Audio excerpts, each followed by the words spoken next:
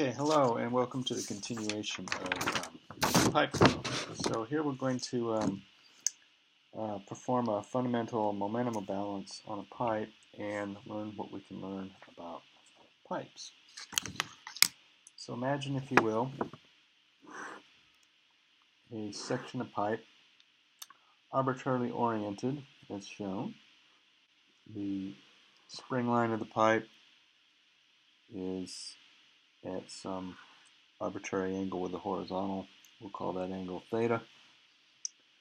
We'll define Z as upward, X to the right, and we'll go ahead and produce a control volume on this piece of pipe, which will be all the fluid just inside the pipe, so just at the inside diameter.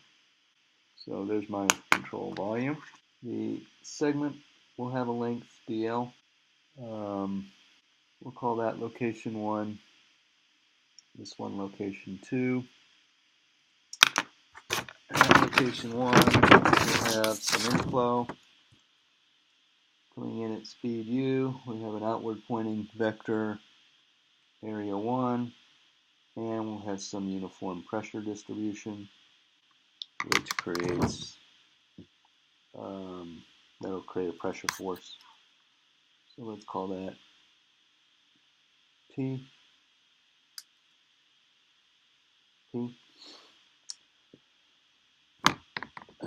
On the downstream end, or the outflow end, which I've declared as location 2, we have a value of P plus dP.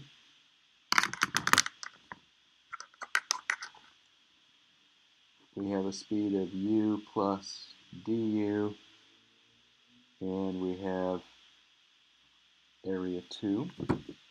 The change in elevation from here to here is dz. And we'll introduce a coordinate system that has a normal component. Cross-sectional area of the pipe is diameter d.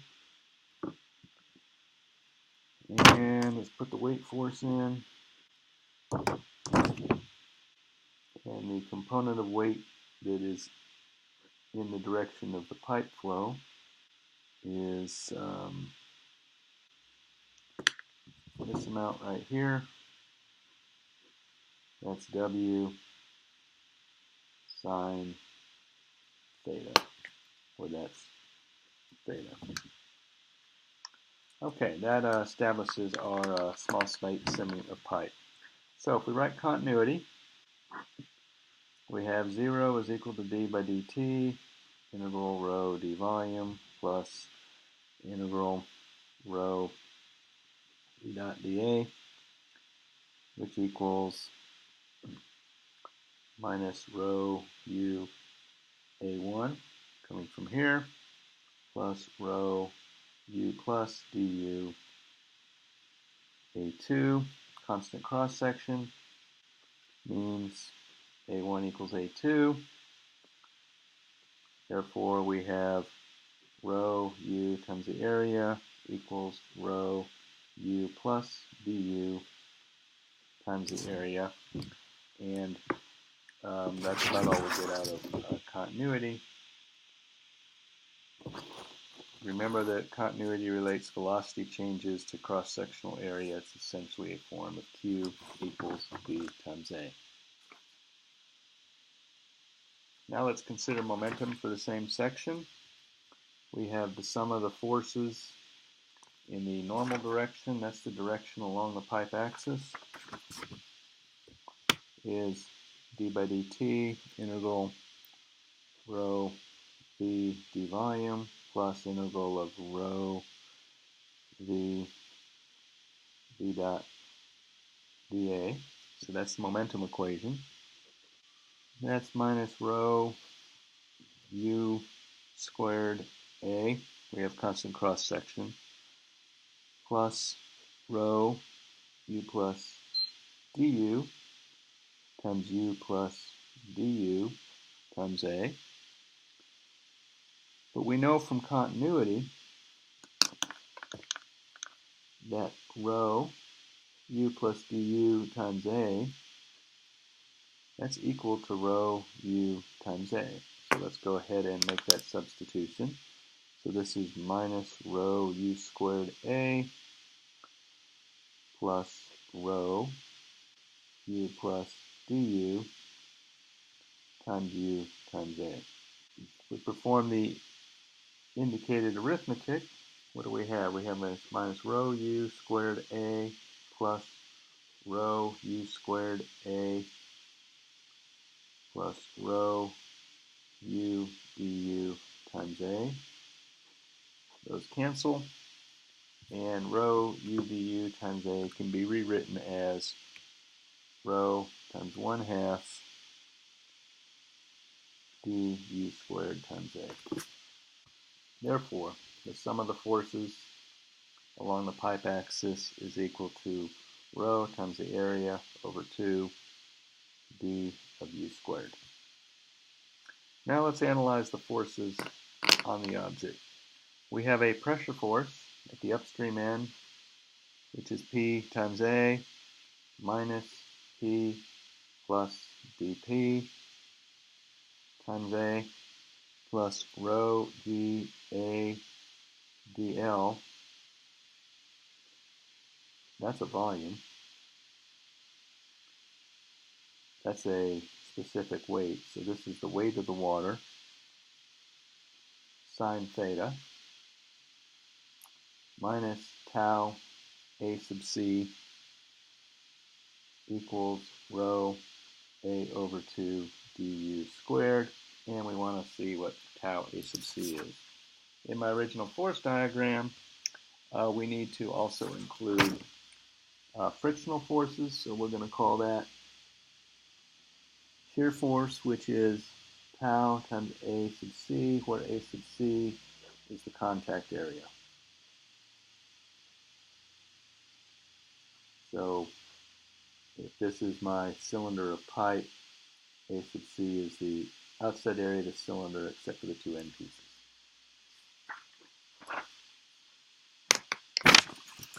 Turning to our analysis.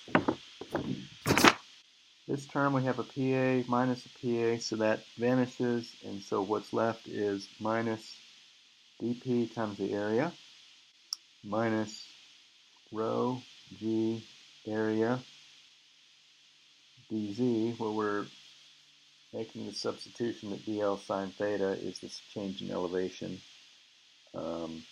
minus dz,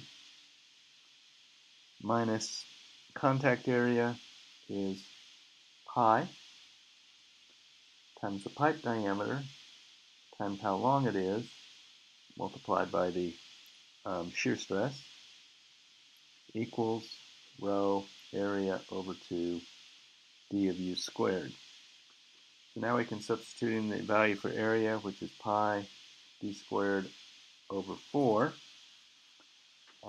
Let's examine this one carefully. Remember, we had this cylinder.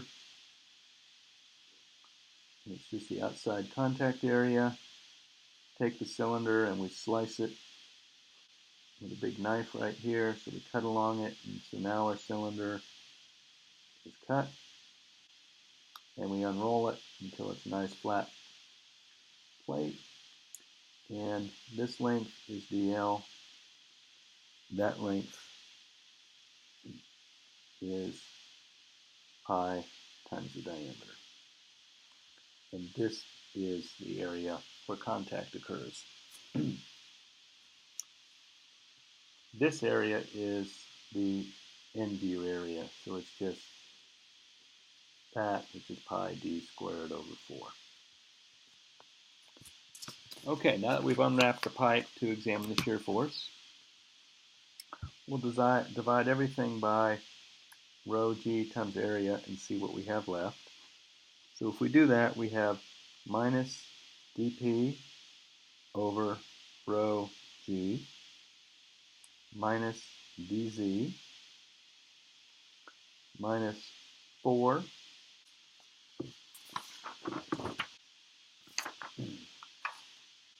times tau dl over rho g times the diameter.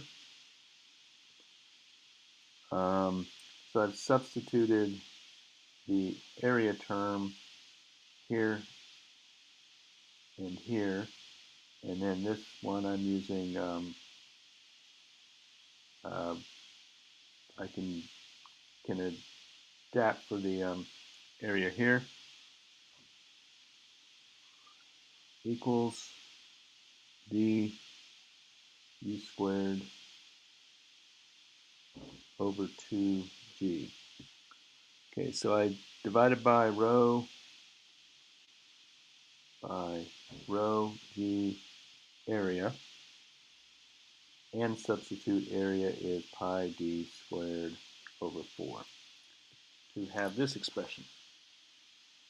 Let's rearrange this slightly and have minus dp over rho g, which can now be placed with a gamma, minus dz minus d of u squared over 2g equals 4 tau dl over gamma times the pipe diameter.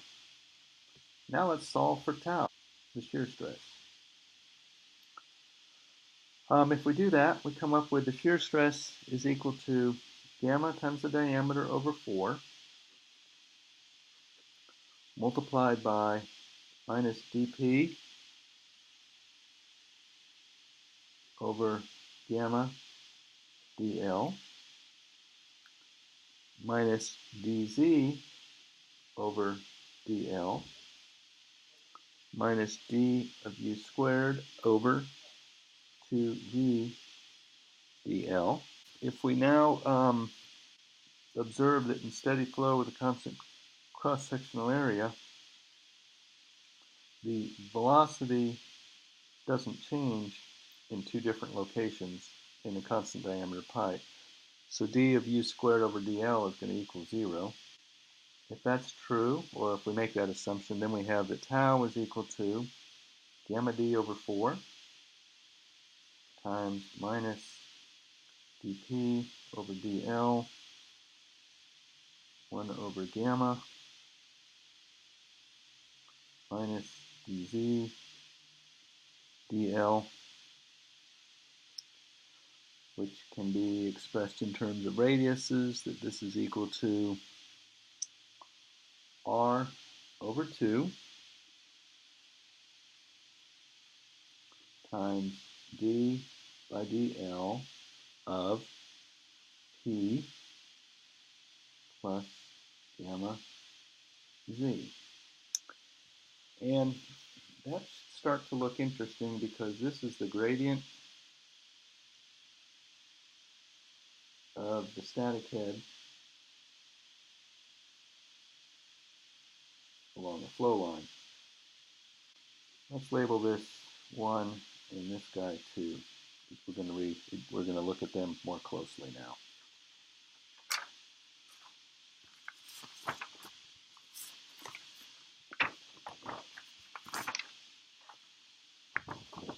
Let's return to 1 and rewrite it. Equation 1 can be rewritten as change in pressure over gamma plus change in elevation plus change in essentially the velocity of the head equals 4 tau dl over gamma times diameter. If we divide both sides by dl, we have d by dl of p over gamma plus z plus u squared over 2g. That should look familiar. Equals 4 tau gamma times the diameter. This is simply the sum of the heads of pressure, elevation, velocity, head, and the whole term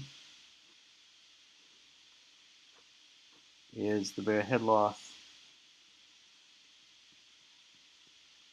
per length along the flow line.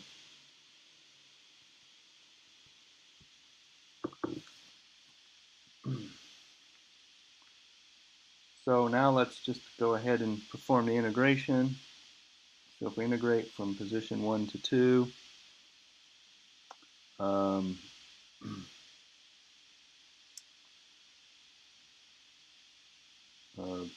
P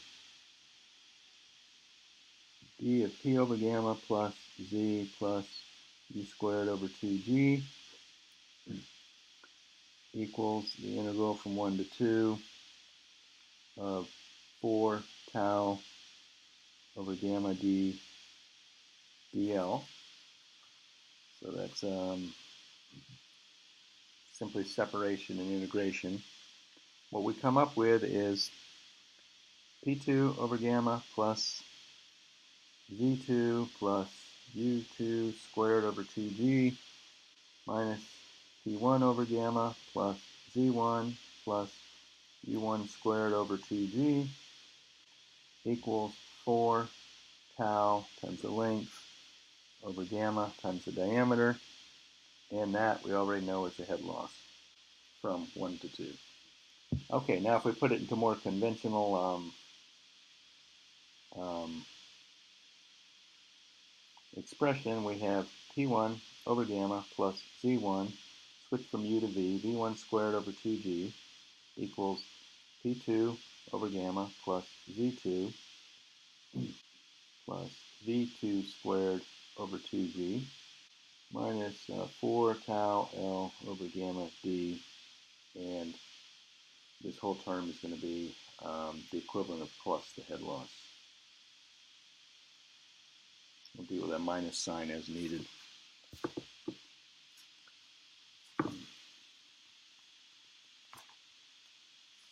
Well, let's examine the loss term.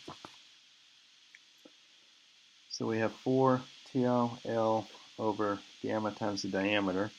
In laminar flow, we know the velocity profile is parabolic, so it looks something like that. And any distance we move out is r. We have U max, and one of these lines represents some point U of r.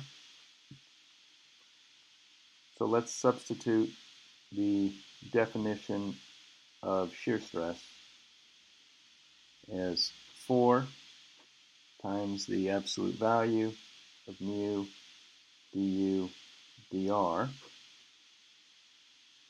times L divided by rho g times the diameter. That equals 4 mu times 2 U max over the diameter times L. So that's just using the definition and integrating from r equals 0 out to the edge of the pipe over rho g times the diameter. 4 times 2 is 8, and so we can perform that indicated arithmetic and have mu 8 U max times L divided by rho g d squared. If we multiply the top and the bottom by U max, the result is mu times 8 U max squared times the length divided by rho g d times U times d again.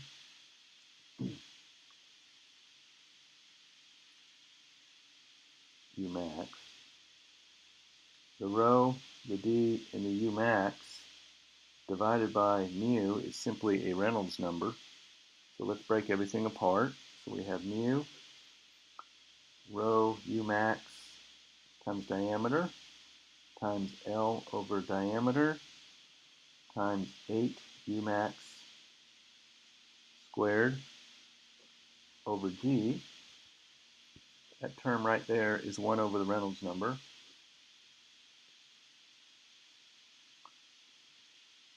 So our result then is,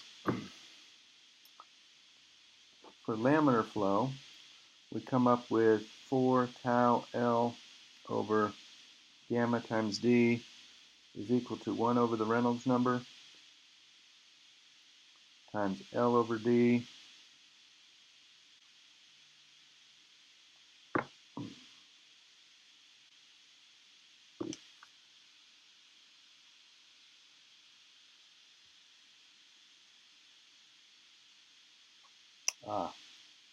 times 8.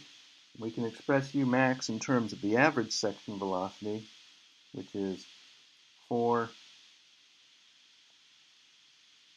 average section velocity squared. So U max is equal to twice the average section velocity. When we square it, we get 4 times average section velocity squared. Divide by G. And a little bit more manipulation. We have 64 over the Reynolds number based on diameter times L over D times V squared over 2G, which if we read in the book is exactly how a Darcy-Weisbach head loss equation would look in laminar flow. So what we learn is that head loss is a function of Reynolds number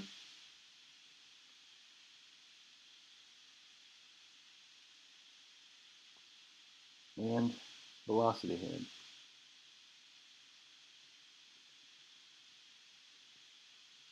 In practice, we replace this part of the equation by the friction factor. So in laminar flow,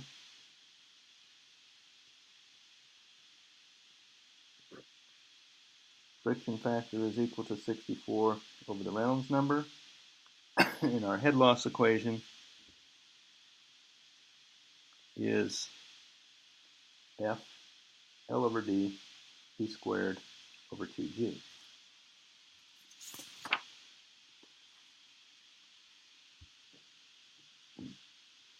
Now this structure of equation right here is called the Darcy-Weisbach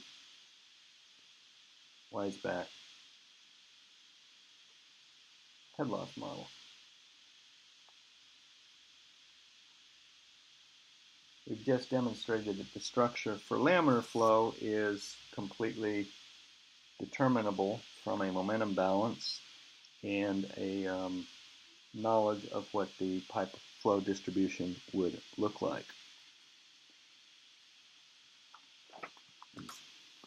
So now let's put everything together into the modified Bernoulli's equation for a pipeline. So the result is P1 over gamma plus Z1 plus V1 squared over 2G equals P2 over gamma plus Z2 plus V2 squared over 2G plus F L over D V squared over 2G, where this is the mean section velocity in the pipe. Okay, so it looks an awful lot like Bernoulli's equation with this added energy term, and that's not by accident. In closed conduit flow, momentum transfer and energy loss are intimately related to one another. This equation is written here is the modified Bernoulli equation.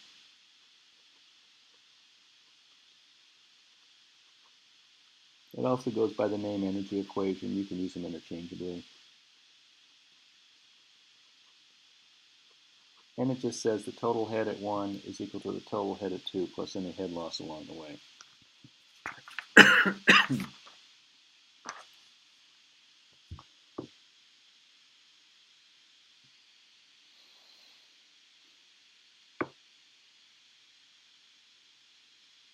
Now, if we return to equation 2, we had du squared dl equals 0 when the pipe section is constant.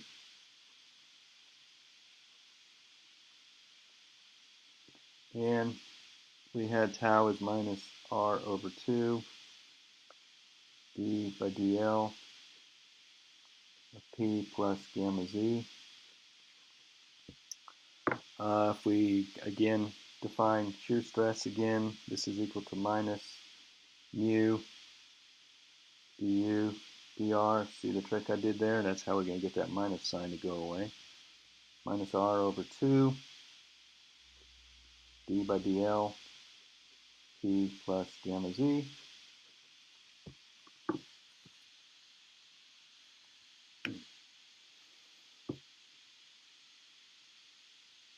Therefore, du dr, which is the velocity profile across the section, is r over 2 mu, the viscosity, times d by dl of p plus gamma z. Integrate that from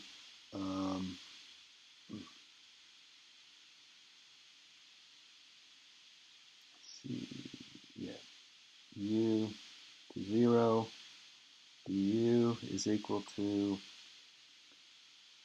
the interval from r equals 0 to cap r, the radius of the pipe, 1 over 2 mu d by dl of p plus gamma z times r dr.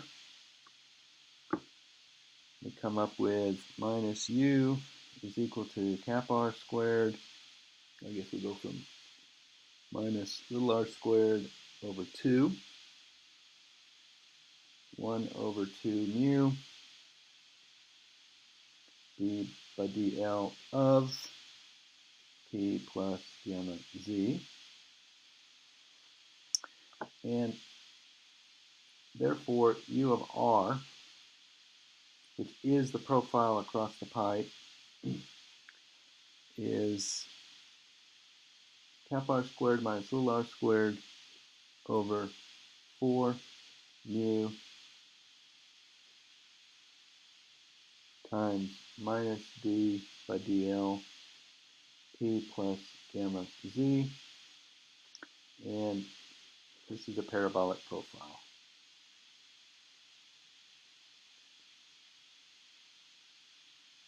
So we used laminar, which we know has a parabolic profile, to demonstrate the structure of the loss model.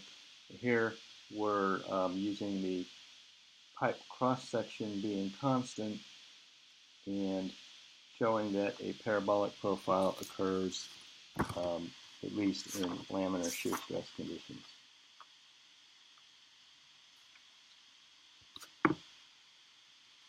Okay, so to go beyond laminar flow, we have to appeal to experimentation. So turbulent flow used observed correlations to postulate a model for the friction factor.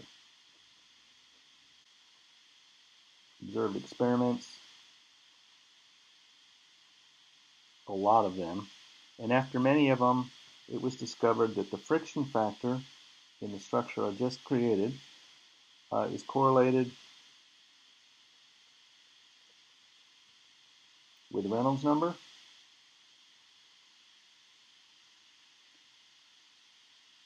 and a material property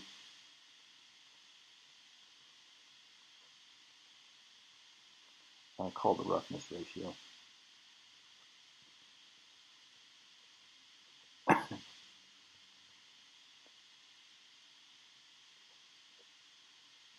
And these correlations are what appear is either regression equations or the Moody-Stanton chart. So the Moody-Stanton chart is actually a two-dimensional plot of the three correlated variables. And the three variables are Reynolds number based on diameter, friction factor, and the sand roughness divided by the pipe diameter. This is called the relative roughness.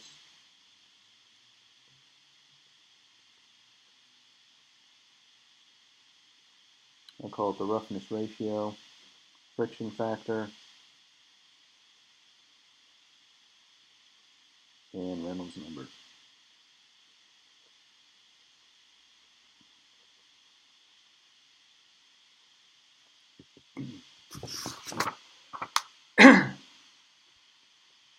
So, if it plotted in the Moody Stanton chart, generally the horizontal axis is Reynolds number based on diameter. The vertical left axis is the friction factor. They're both on a log scale. And then there's a family of curves. There's one called the smooth curve.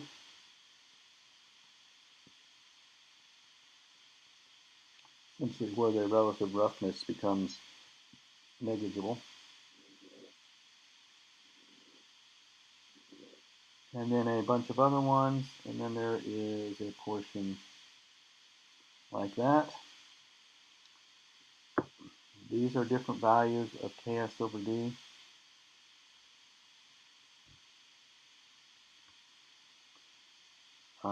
So there's a family of curves here. This is 64 over the Reynolds number. The dashed line that appears on the curve is to represent a portion pipe flow that's in transition. So this is around 2,000. This is around 3,000. It will vary from who's ever producing this chart. So this green area is transition. Blue area, laminar. And red, turbulent.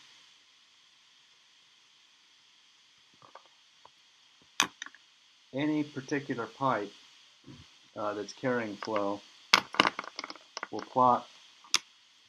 should plot on this chart. So you would compute Reynolds number. If the Reynolds number is small, you're in the laminar regime, so your friction factor will plot somewhere on that line. If you're in the transition region, you're kind of guessing. So it will transition between the extension of that line, and these actually extend up into here a little more than I have shown here. So that will be an engineering decision. It's certainly, if we're at the edge of the transition region, it's not down here. It's going to be up on this, at best, on the smooth curve. And then if you're in the fully turbulent region, let's say this is the particular relative roughness for your situation. It'll plot along that line. And so for a particular Reynolds number, you read up to the line, you read left, and you recover a value of friction factor. This is in powers of 10, and it's a pretty big range. Large range of Reynolds numbers.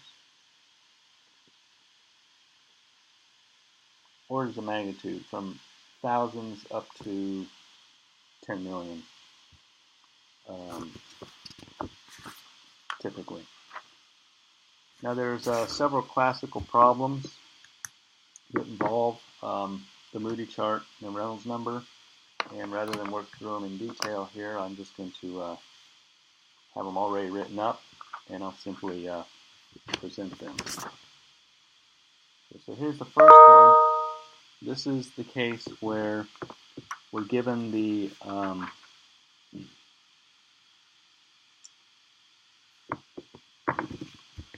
discharge, the diameter, and the material properties.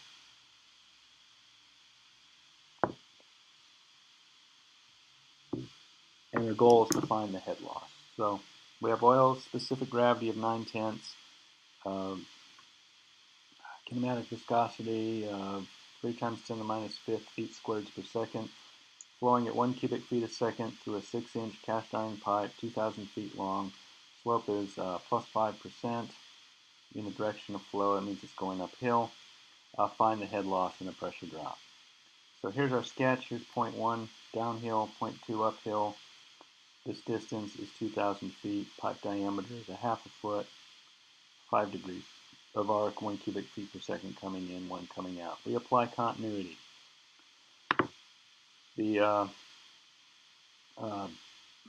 time rate of change of the mass in the control volume is 0 because the control volume is not deforming, plus the interval across the control surface of the flux in is set to 0. That results in minus rho V1A1 plus rho V2A2. For a constant cross-section, area 1 equals area 2. Constant density, semi-incompressible fluid, we conclude that velocity 1 equals velocity 2. Big deal. We could actually divide out by the area to get the velocity. Apply the energy equation. P1 over gamma plus Z1 plus V1 squared over 2G plus the added head of a pump, which there isn't one. P2 over gamma plus Z2 plus V2 squared over 2G plus the extracted head of a turbine, which there isn't, plus the head loss due to friction. I'm going to set the kinetic energy correction coefficients equal to each other. And when we do that, we have the pressure at 1 minus the pressure at 2 divided by the specific weight of oil, plus the elevation 1 minus elevation of 2 equals the head loss due to friction. A little bit of rearrangement here, and we have the negative of the change in pressure minus the change in elevation equals the frictional loss. Here's the Darcy-Weisbach formula, just like we quasi-derived. F L over D V squared over 2G. We combine these two, and we now have the energy equation for this problem, which says the change in pressure plus the change in elevation is equal to the negative of the head loss due to pipe friction.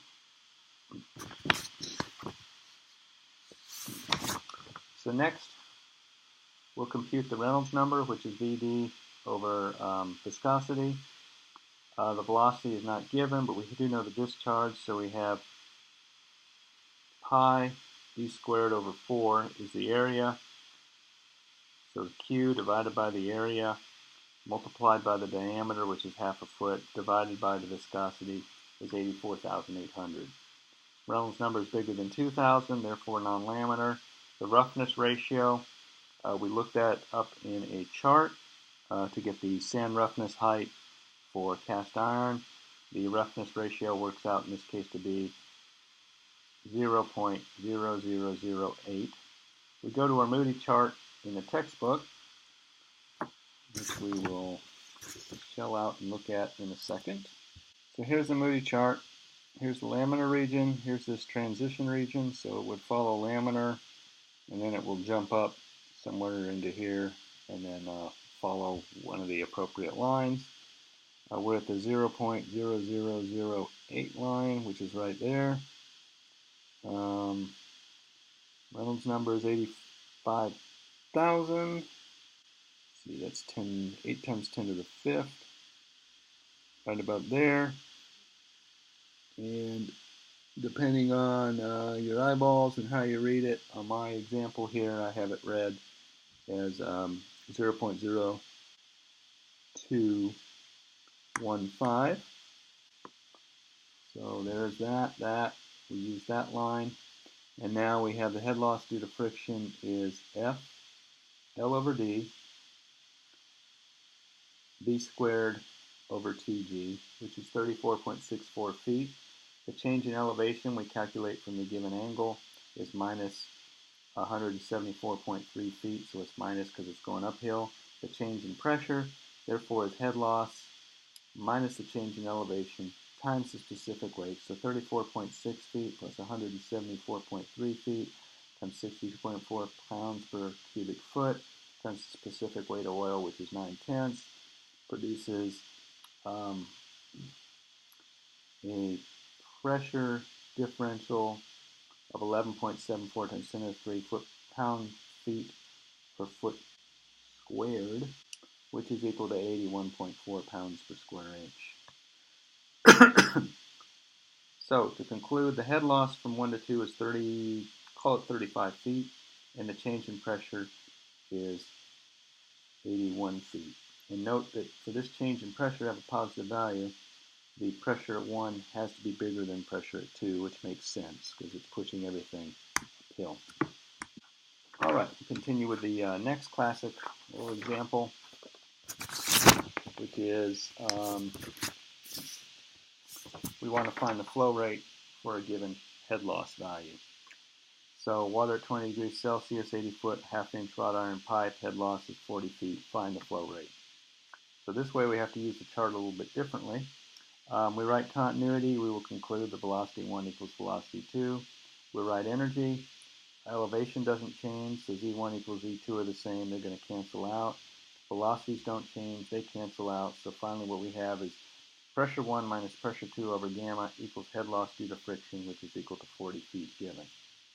Head loss due to friction is F L over B V squared over 2G, which we can recast as F times 8 over pi squared L over diameter to the 5th power Q squared over G, because we are going to solve for Q squared. The roughness height we look up for this is 0.0036, and we just start making guesses of discharge. Compute a Reynolds number. From the Reynolds number and the roughness height, we look up a friction factor. We use that friction factor to compute a head loss. This first one's 0.57, so flow rate's too small. Increase the flow rate by a factor of 5 in this case. New Reynolds number, new friction factor, new head loss, still too small. Increase the the discharge again, 0.008 cubic feet per second. Reynolds number goes up. Friction factor goes down a touch. Get 31.6 feet of head loss, so we're getting close. We go to 0.009 cubic feet per second. Reynolds number, friction factor, we're at 37.9 feet of head loss, and we're probably beyond the ability to read the chart anymore. So we would most likely stop there and report the flow rate through the pipe as 0.009 cubic feet per second.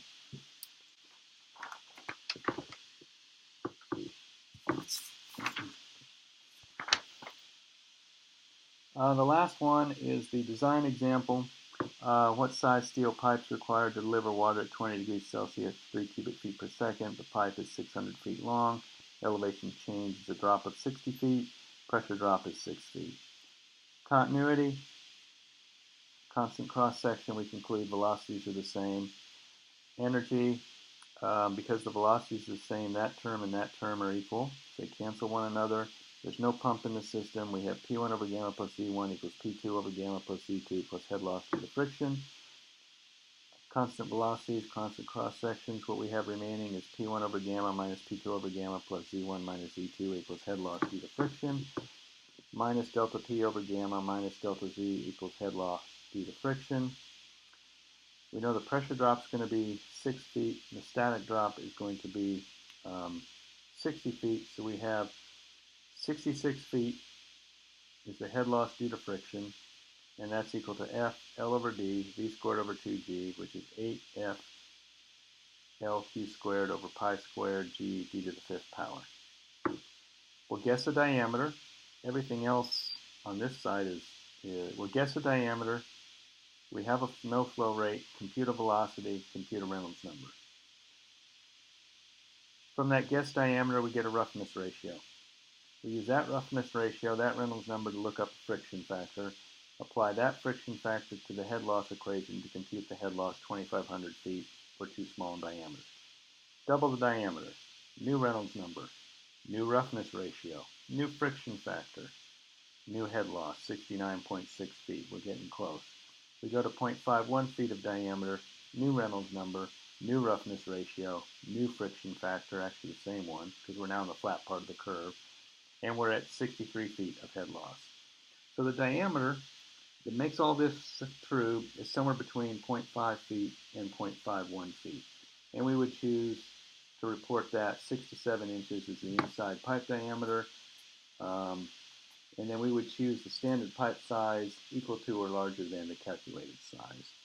Oddly enough, 7-inch diameter is commercially available, although it's quite uncommon.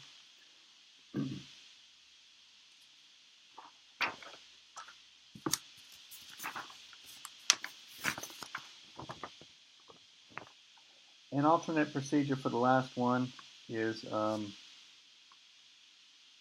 shown here. We'll choose a friction factor, solve for a diameter, compute Reynolds number, roughness ratio, new friction factor, complete until F stops changing. We'll essentially come to the same result. We also have some online tools that will assist us in checking our work.